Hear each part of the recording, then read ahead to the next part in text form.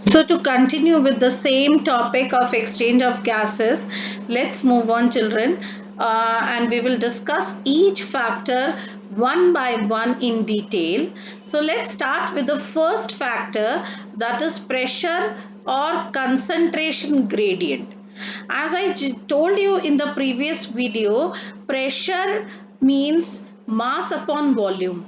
That means mass, if the mass is higher, pressure will be higher. Volume is less, then pressure is also higher.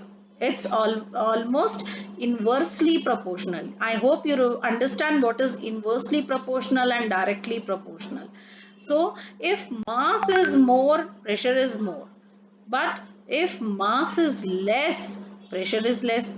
But if volume is higher, pressure is less. So it's almost inversely proportional to volume and directly proportional to mass. And concentration, I have told you, explained you in the previous video, and I also told you that gradient means difference. So let's see.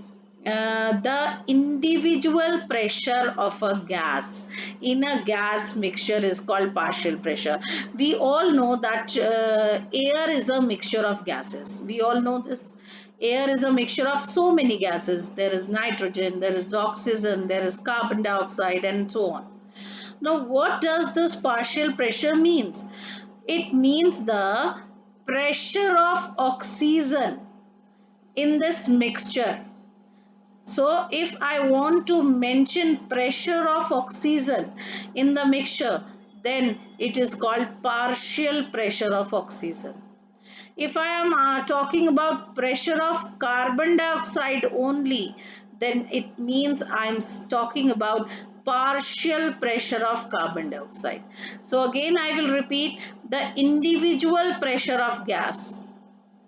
Okay, the individual pressure of gas in a mixture of gas is called partial pressure.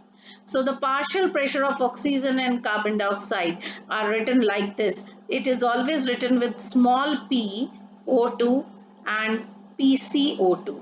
Now they have given you certain parameters here.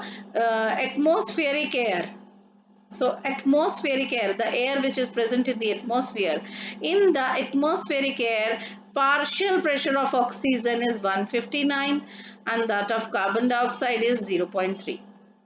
But if we take the air in the alveoli, alveoli inside the lungs, there also air is a mixture, right? So if we are taking the alveoli, then inside the alveoli, see, the partial pressure of oxygen is 104 and that of carbon dioxide is 40.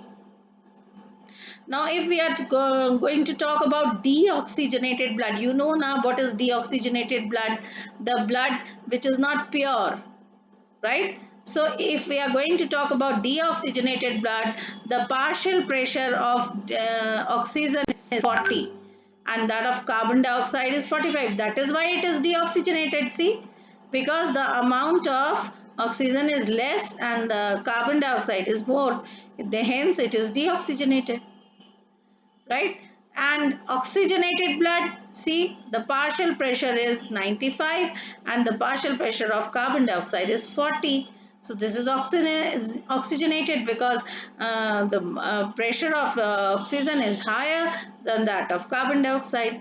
And in tissues, the partial pressure is 40 and that of carbon dioxide is 45. Why? Here the carbon dioxide partial pressure is more in tissues because tissues are working. They are doing some work, and when they are doing some work, they will consume oxygen.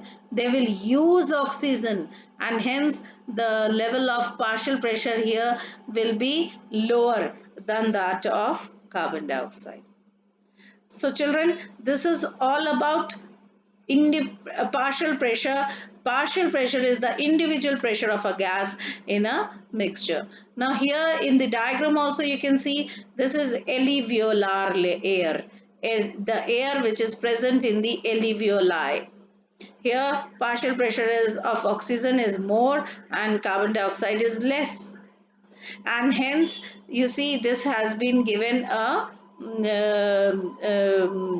this has been providing, you see, exchange has been, you can see this arrow here, the exchange is taking place.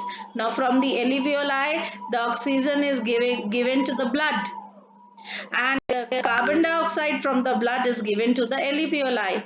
Now as the oxygen is given to the blood, okay, so the amount of oxygen in the blood increases, so that means this is oxygenated blood, hence it has been given a red color, you see. The blood is purified, the blood has been given more oxygen, so it is a purified blood. And who brings the oxygenated blood from the lungs to the heart? We have studied this, which is the pulmonary vein. So the pulmonary vein will collect this oxygenated blood and it is given to whom? See, this is your left auricle. From left auricle, the blood is given to the left ventricle, and from left ventricle, the blood is moving from, see, aorta, this is aorta, to different parts of the body. Now these are the different parts of the body tissues. Now what will happen? Oxygen, see, oxygen brought by the aorta is given to the tissues, see the arrow.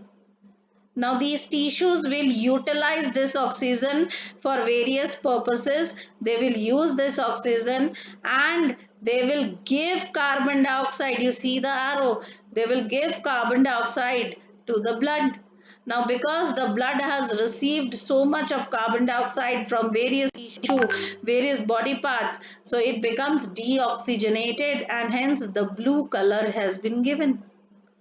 Now this blood, this deoxygenated blood is being taken and carried out by various veins. We all know that veins carry deoxygenated blood and they are being given to the right auricle. See, from right auricle the blood passes on to right ventricle, and from right ventricle the blood moves into the pulmonary artery. You see, this is pulmonary artery, and pulmonary artery is taking this blood to the lungs. Now when the blood is being taken to the lungs, why is the blood taken to the lungs? For purification. Now what will happen? The carbon dioxide will be given to the alveoli and the oxygen which is brought by the alveoli will be given to the blood, and now this blood has again been purified and the cycle goes on. So I hope you have understood.